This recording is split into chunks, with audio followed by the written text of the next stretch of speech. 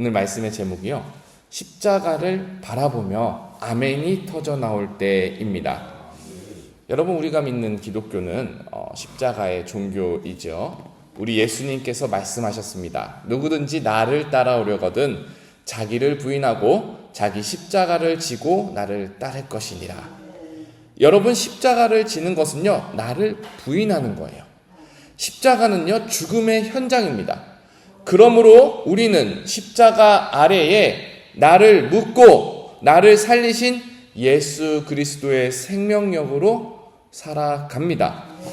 여러분, 여러분의 십자가는 지금 무엇입니까? 여러분은 십자가 아래 지금 무엇을 죽이고 있습니까? 예레미야서에서요, 유다 백성들은요, 십자가를 심판으로 받아야 했어요. 하나님을 떠난 유다 사람들은요, 벌을 받아야 했습니다. 그 벌은 북방의 민족 바벨론을 들어서 성전을 무너뜨리고 유다 백성을 흩어버리시겠다라는 하나님의 뜻이 바로 십자가였습니다. 그래서 유다 백성들은요, 이 십자가를 통해 자기의 영적 교만과 음란을 죽이게 되는 거예요. 물론 예레미야는 이 사람들 앞에서 설교하는 거죠. 십자가를 져야 되는 사람들 앞에서 설교를 하는 거예요. 십자가를 피하지 마라. 이 고난은 하나님께서 허락하신 십자가다. 이 고난을 통해서 죽고 다시 살아나자. 예레미야는 이것을 말씀을 선포하는 겁니다. 그런데 여러분, 어디 말씀 사역자가 입만으로 사역이 되던가요? 강단에서만 사역이 되던가요? 말씀 사역자는요, 자기가 먼저 십자가를 지어야 합니다. 청중들이 말씀 사역자도 십자가를 지는 것을 보고, 아, 우리도 십자가를 진다는 의미는 바로 저런 거구나 하고 깨달아야 합니다. 그래서요, 오늘 본문에 보면요, 하나님께서는 예레미야에게 십자가를 지라고 명령하세요. 그리고 예레미야가 져야 되는 십자가는 아주 특별한 십자가인데 두 가지 십자가가 있습니다. 첫 번째로 예레미야는 결혼을 하지 말라는 명령을 받아요. 16장 2절을 한번 읽어드리겠습니다. 너는 이 땅에서 아내를 맞이하지 말며 자녀를 두지 말라. 물론 요즘에는 독신남, 독신녀 많습니다. 근데 이 당시 성경이 쓰일 당시에 히브리어에는 독신남이라는 단어 자체가 없었어요. 그만큼 남자가 혼자 산다라는 것은 비정상적인 행동이었고 이 세상에서는 생각할 수도 없는 거였어요. 근데 하나님은 예레미야에게 평생 독신남으로 살라고 합니다. 예레미야라고 왜 이런 소망이 없었겠어요? 하나님, 나 결혼해서 사랑하는 사람과 가정을 꾸리고 싶습니다. 왜 이런 마음이 없었겠어요? 하나님, 나도 자녀를 낳고 양육하고 그 속에서 기쁨을 누리고 행복하고 싶습니다. 왜 그런 마음이 없었겠어요? 근데 하나님은 이걸 다 포기하라 그래요. 참으로 납득이 가지 않습니다. 왜냐하면요, 창세기에만 보더라도 하나님은 결혼을 하라라고 명령을 하셨어요. 생육하고 번성하라고 축복을 하셨어요. 근데 하나님은 예레미야에게 십자가를 지랐는데 하나님의 축복과 하나님의 명령과는 정반대의 십자가를 지라고 말씀합니다. 이 십자가 참으로 이해하기 힘들어요. 근데 왜 하나님은 예레미야에게 혼자 살라고 하셨을까? 자, 제가 3절을 읽어드리겠습니다. 이곳에서 낳은 자녀와 이 땅에서 그들을 해산한 어머니와 그들을 낳은 아버지에 대하여 여호와께 이와 같이 말씀하시오니. 자녀와 어머니와 아버지에게 말한다. 그러니까 모든 세대의 가족에게 말한다라는 거죠. 이제부터 임하는 하나님의 말씀은요, 모든 세대의 가족에게 임하는 말씀입니다. 4절입니다. 그들은 독한 병으로 죽어도 아무도 슬퍼하지 않을 것이며 묻어주지 않아 지면의 분토와 같을 것이며 칼과 기근에 망하고 그 시체는 공중의 새와 땅의 짐승의 밥이 되리라. 하나님께서 이스라엘을 심판하실 건데 얼마나 그 심판이 혹독하냐면은 병으로 죽어도 슬퍼할 새 없이 모든 사람이 병으로 죽어나간다. 사람이 칼과 기근으로 망하여도 무덤에 묻어주질 새가 없을 만큼 오히려 공중의 새와 들짐승들이 와서 그 시체를 뜯어먹은 게 더 빠를 만큼 사람들이 많이 죽어나가는 심판이다. 참 끔찍한 심판이고 이러한 심판을 모든 세대 가족이 다 당할 것이다. 하나님께서 예언을 하시는 거예요. 그러니까 하나님은요, 예레미야에게 가정을 가지지 말라라고 명령하시면서요, 예레미야, 너가 가정 없이 살아가는 쓸쓸함을 보여줘야 된다. 누구든지 예레미야 당신을 보면 고독한 모습을 봐야 된다. 왜냐하면 심판은 이렇게 속독한 것이고 아픈 것이고 고독해지는 것이고 외로워지는 것이다. 예레미야, 너가 이렇게 행동함으로써 하나님의 심판이 결코 만만하지 않은 것임을 깨닫게 해라. 하나님은요, 예레미야에게 혼자 살라는 십자가를 지게 하면서 메시지를 던지겠어요. 이 첫 번째 메시지도 황당한데요, 두 번째는 조금 더 황당합니다. 예레미야에게 두 번째 주는 십자가는요, 장례식에도 참석하지 말고 잔치집에도 참석하지 말라고요. 여러분, 독신남 혼자 살면 뭐가 많을까요? 뭐가 많겠어요? 혼자 살면은 시간이 많아요. 시간이. 네, 혼자 살면 시간이 많아요. 그러다 보니까 혼자 사는 사람들이 여가도 보내고 또 필요에 따라 사람도 많이 만날 수 있지 않겠습니까?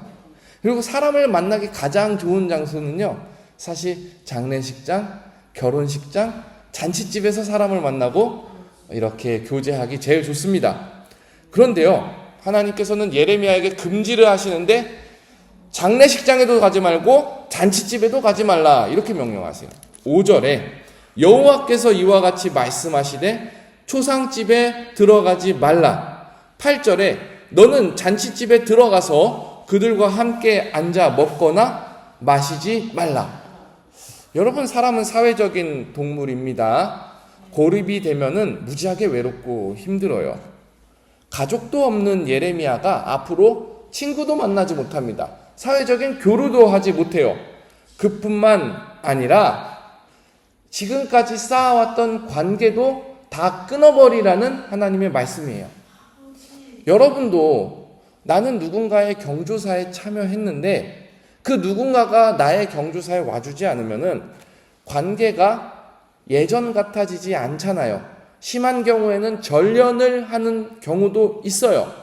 이처럼 경조사는요, 관계를 맺고 유지하는 데 매우 필수적인 건데, 하나님께서는 예레미야에게 너 앞으로 경조사에 가는 일 하지 마. 그렇게 함으로써 십자가를 지어라.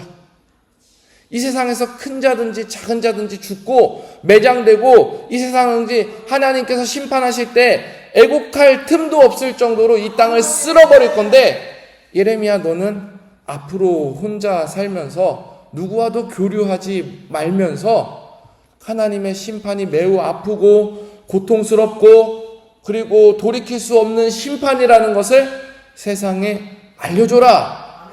이것이 바로 예레미야가 지어야 하는 십자가였습니다. 여러분, 이런 십자가를 지라고 만약에 하나님께서 명령하신다면 기분이 유쾌하지 않겠죠? 예, 하나님, 제가 그 십자가 잘 져보겠습니다. 이렇게 선뜻 말하기 힘들 거예요. 오히려 하나님, 이렇게까지 십자가를 지어야 합니까? 라고 반문을 할 수도 있어요. 이처럼 십자가는 지기 힘든 겁니다. 여러분, 우리도 우리 삶의 현장에서, 교회에서 각자의 십자가를 지고 있어요. 여러분 지고 있는 십자가 속으로 생각해 보세요. 속으로. 무슨 십자가를 지고 있습니까? 부서 사역일 수도 있고요. 우리 가정에 전도해야 할 한 영혼일 수도 있고요. 또는 건강이 무너져린 누군가를 돌보는 일일 수도 있고요. 그리고 내가 맡은 새신자일 수도 있어요. 근데 우리 각자가 지고 있는 십자가는요, 가벼운 깃털이 아닙니다. 우리 각자가 지고 있는 십자가는요, 어떤 의미에서 굉장히 크고 부담스러운 일입니다. 선뜻, 이거 너무 쉬워요. 선뜻, 이거 맨날 할래요. 그러기 어려운 것이 바로 십자가라는 거예요. 근데요, 예레미야가 하나님으로부터 받은 그 십자가 앞에서요, 하나님 이거 어떻게 지겠습니까? 이러는 찰나에 하나님은 예레미야 입에서 아멘이 터져 나오게 합니다. 하나님, 아멘입니다. 하나님, 그 십자가를 질 수밖에 없습니다. 하나님, 힘들어서 못 지는 것이 아니라 십자가 너머의 소망을 보면은 나는 이 십자가 지고 싶습니다. 이런 아멘이 예레미야 입에서 터져 나옵니다. 여러분, 십자가를 바라보고 우리도 하나님, 이 십자가를 져야겠군요 하는 아멘의 순간이 있어야 하는 거예요. 예레미야가 어떻게 아멘을 하게 됐는지 우리 한번 봅시다. 10절에서 13절에, 예레미야 16장 10절에서 13절에 하나님께서 계속 심판하겠다라는 내용이 나와요.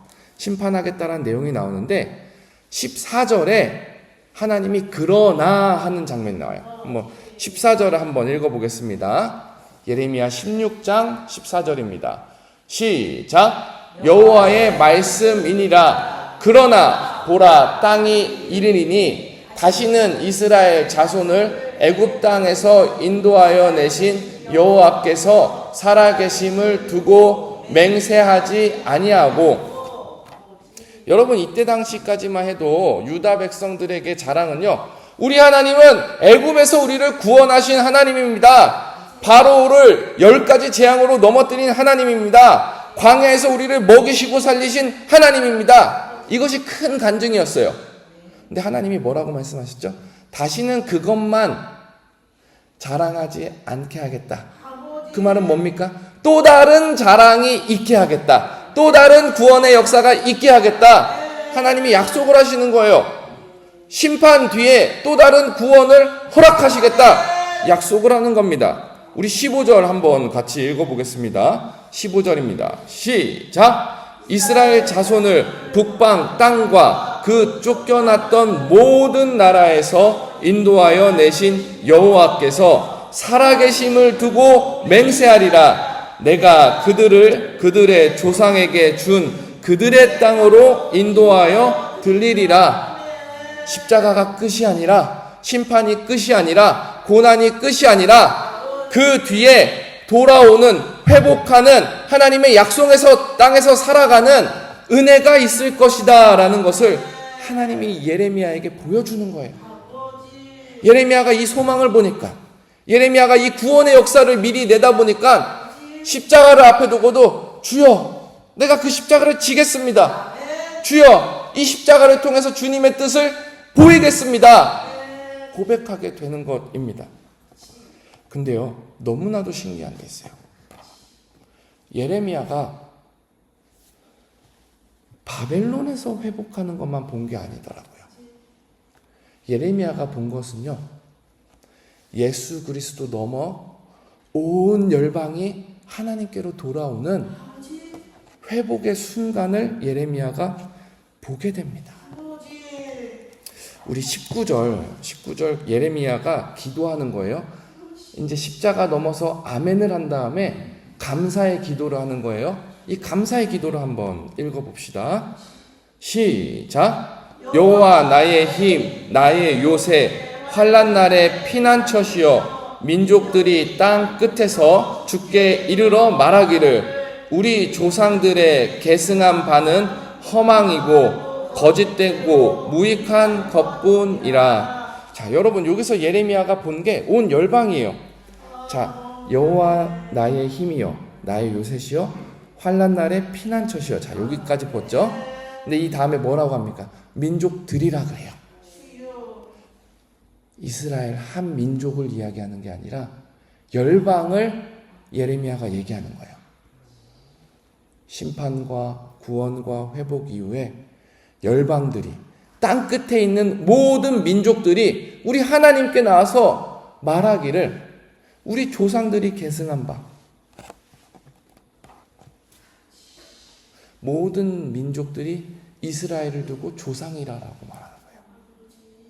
육적 이스라엘만 이스라엘인 것이 아니라 예수 그리스도의 구원에 힘입어서 하나님께 나아가는 모든 영적 이스라엘, 그러니까 저와 여러분을 포함한 모든 땅끝의 민족들이 주님, 우리 조상들이 범죄한 것과 같은 실수를 범하지 않게 하시고 주님, 주님의 보혈로 말미암아 우리를 구원하신 하나님을 찬양하고 나아옵니다.